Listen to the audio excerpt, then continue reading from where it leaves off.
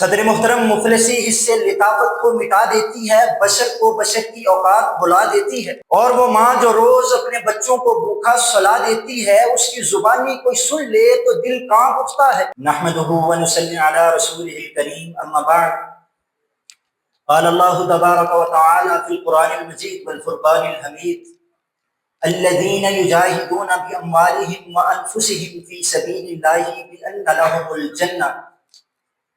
صدق اللہ العظیم۔ صدر علی وقار، مجھے آج اس بزم خیال آرائی میں اظہار خیال کا موقع دیا گیا ہے تاکہ میں یہ ثابت کر سکوں کہ امیری اچھی ہے۔ صدر محترم، مفلسی حصے لطافت کو مٹا دیتی ہے، بشر کو بشر کی اوقات بھلا دیتی ہے، اور وہ ماں جو روز اپنے بچوں کو بھوکا سلا دیتی ہے، اس کی زبانی کوئی سن لے تو دل کانپ اٹھتا ہے۔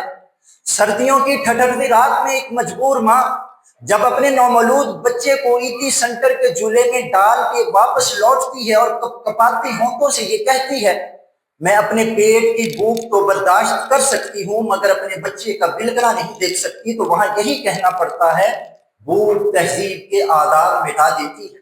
صدر علی وقار خیر البشر نے کیا خوب فرمایا: قاد الفقر وان یعود کفرا۔ حقیقت یہ آشکار ہوئی کہ اخلاقیات کا سمجھنا معاشیات کا محتاج نہیں۔ جب انسان کے پاس روٹی نہ ہو، روزگار نہ ہو اور بھوک آنکھوں میں خون اتار لے، وہاں اخلاقیات نہیں، صرف بقا کی جنگ باقی رہ جاتی ہے۔ تھر پار کر کے وہ بچے جو دودھ کی کمی کی وجہ سے مر جاتے ہیں، لاہور کی وہ بشرا بی بی جو غربت سے تنگ آ کر اپنے بچوں سمیت ٹرین کے نیچے آ جائے، ملتان کے وہ بوڑھے جو 2 کلو آٹے کے عوض اپنا موبائل بیچ دیتے ہیں، یہ سب اخلاقی نہیں، معاشی المیے ہیں۔ یہاں ایمان کی بقا کے لیے معاش کی اصلاح و استحکام ناگزیر ہے۔ علی وقار، جب پیٹ خالی ہو تو پہلے آپ جیسے اخلاقی جملے بھی دم توڑ دیتے ہیں۔ بیٹی کی عزت، خاندان کی غیرت، عبادت کی لذت، سب کچھ تبھی قائم رہتا ہے جب انسان کے پاس جب انسان کا دماغ معاش کی فکر سے آزاد ہو۔ چنانچہ قرآن بھی یہی اصول سکھاتا ہے: وَلَا تَنْسَ نَصِيبَكَ مِنَ الدُّنْيَا۔ یعنی دین کے ساتھ دنیا کی آسائش بھی اللہ کی نعمت ہے اور اسے چھوڑ دینا نادانی ہے۔ رسول عرب و عجم صلی اللہ علیہ وآلہ وسلم نے فرمایا: الید العلیٰ خیر من الید السفلیٰ۔ اور یہ دینے والا ہاتھ اسی کا ہو سکتا ہے جس کے پاس دینے کی طاقت، سکت اور اسباب ہوں، اور یہ صرف امیر ہی کے پاس ہے۔ صدر علی وقار، امیری صرف دولت کا نام نہیں، امیری وہ طاقت ہے جو قوموں کو اقوامی عالم میں سرفراز کرتی ہے۔ امیری ہی سے حضرت عثمان رضی اللہ عنہ کو غنی کا لقب ملا، امیری ہی سے عثمان کو متعدد بار جنت کی بشارتیں موصول ہوئی۔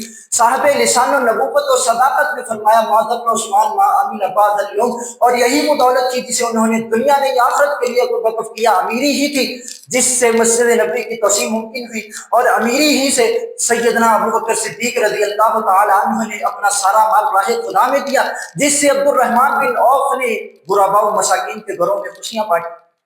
علی وقار، قرآن میں جہاد کی نفس کے متصل بعد جہاد بالمال کو جنت میں جانے کا سبب بتاتے ہوئے فرمایا: الذین یجاہدون باموالہم وانفسہم فی سبیل اللہ بان لہم الجنہ۔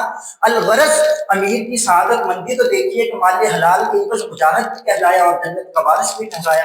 علی وقار، یہ دنیا سجانا، سنوارنا، اسے دلچسپ بنانا بھی ضروری امر ہے، لہٰذا امیری نے اس دنیا کو سنوارا۔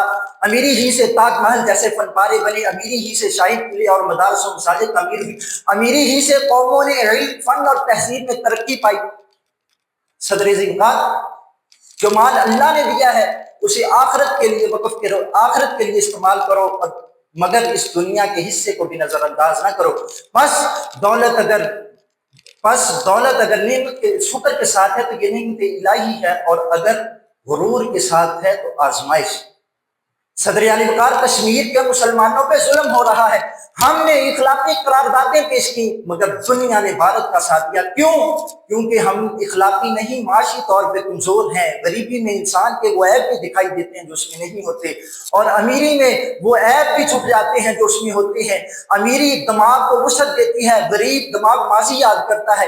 امیر دماغ حال میں جیتا ہے اور غریب دماغ کھونے سے ڈرتا ہے۔ امیر دماغ سیکھنے سے ترقی پاتا ہے، اور یہی وہ امیری ہے جو دوسروں کو کامیاب کرنے میں مدد دیتی ہے، گلے شکوے نہیں کرتا بلکہ خدمت، خیرات اور ترقی میں لگا رہتا ہے۔ صدر وقار، جب تک ہمارے ملک کے پاس مضبوط معیشت نہ ہوگی، ہم نہ اخلاقی اقدار بچا سکیں گے نہ قومی وقار۔ لہٰذا میں یہ کہنے میں حق بجانب ہوں کہ امیری اچھی ہے، کیونکہ امیری عزت ہے، امیری طاقت ہے، بقا ہے اور کامیابی کی راہ ہے۔ السلام علیکم۔